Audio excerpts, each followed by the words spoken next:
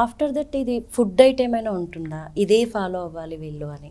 So నార్మల్గా diet పర్టికులర్గా diet restrictions ఏం లేవు.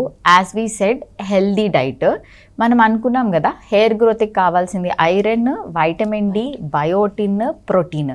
ఈ లాస్లన్నీ లేకుండా ఉండే హెల్దీ డైట్ తింటే సరిపోతుంది.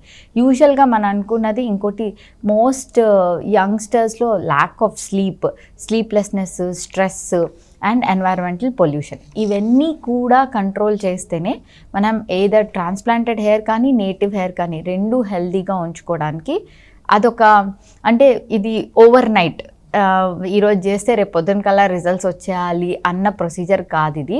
ఇదొక లాంగ్ స్టాండింగ్ కేర్ హెయిర్ కోసం. అది అందరికీ నా పేషెంట్స్ అందరికీ మేము ఎక్స్ప్లెయిన్ చేస్తాము. ఇది నీకు ఓవర్ నైట్ రిజల్ట్స్ కాదు, ఇది మ్యాజిక్ కాదు. Hair transplant is a particular surgical procedure. దీనికి ప్రీ ఎంత ఇంపార్టెంటో పోస్ట్ కేర్ కూడా అంతే ఇంపార్టెంట్.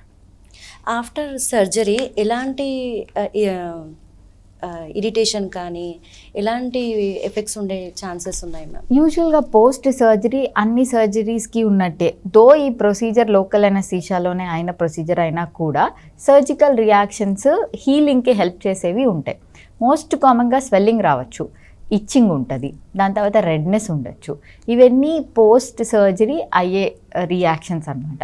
ఇవన్నీ ఉండగా పేషెంట్కి మనం ఒక్కొక్కసారి ట్రాన్స్ప్లాంటెడ్ హెయిర్ మీద నార్మల్ సలైన్ స్ప్రే చేసుకోమని చెప్తాం.